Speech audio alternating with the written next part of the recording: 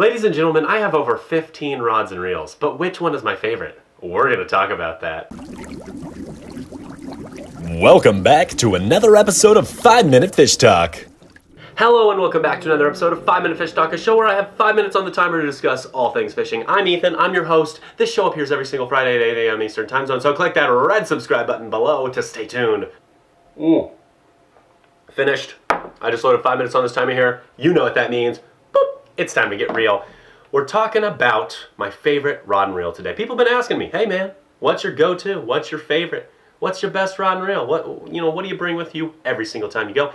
If people are going to ask me questions, I'm going to go ahead and answer them. But what better way to answer those questions than with an episode of 5 Minute Fish Talk, everybody's favorite show on the internet.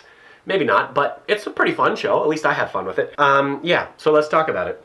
Here she is, but before we get into it, as I've said in the past, I pride myself in being a pretty unbiased channel. There's some things I really just believe in, and I would say that this rod and reel company, both the rod and the reel company, I believe in. I have nothing to do with them. I wish they'd give me free gear. That'd be pretty cool. They're never going to, because let's face it, I'm just a little nerd boy.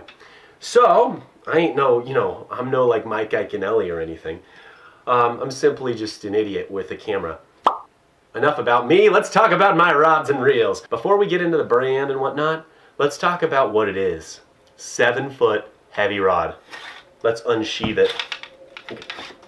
7-foot heavy rod. Yeah, a lot of people would say, you know what, I love my medium heavy rod the best, but I just like my heavy rod. A little bit of beef there, Everybody likes beef. If you don't like beef, that's okay, but I like beef.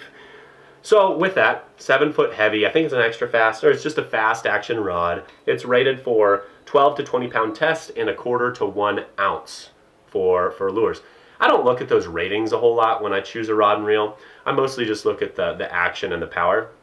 And this thing, and then feel it, and I feel this thing and it's light, it's very, very well balanced, and you can fish so many different baits on it. But then when it comes to a reel, I always love, high-speed reels. Pretty much 90% of the time I would want to fish with a high-speed reel. So this one's a 7/6 to 1. I spooled it up with 20-pound test fluorocarbon. And ultimately this thing is a heck of a stick. I mean, you can catch so many fish on it and you can fish so many different baits on it. Now, let's talk about the brands, just to tell you what this is.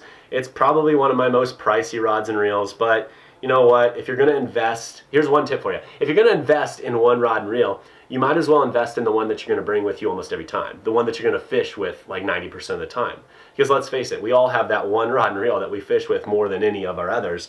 That would be this one for me. So this is a G Loomis IMX. Not the highest priced G Loomis out there. Still a little pricey, but it's a very good rod.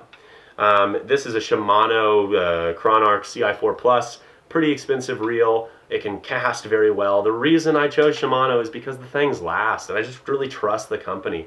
But aside from that, it's just a very well balanced rod, and that's one thing that's very important to me. I don't like it when it's tip heavy. I don't like it when it's butt heavy. I like it when it just has that perfect balance, and I feel like this one has it.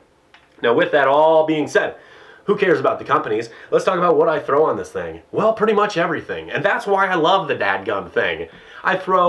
You can see there's a chatterbait on it now, which I think I did a video with that. I throw jigs, I throw Texas rigs predominantly, but I throw chatterbaits. I probably don't throw a lot of spinnerbaits, but I'll throw some topwater, which seems a little odd, but it just depends on the topwater. I'll throw swim baits, I'll throw whatever. It just really doesn't matter. This thing is it's just built for so many different lures. Generally speaking, I'm going to throw a single hook lure on this bait, or on this rod, because of just the power of it. I'm going to go for stuff with a little bit beefier hook. It just matches up with my equipment better. But overall, the thing is just a very, very good all-purpose rod. I don't want to sit here and talk your ear off about my favorite rod and reel.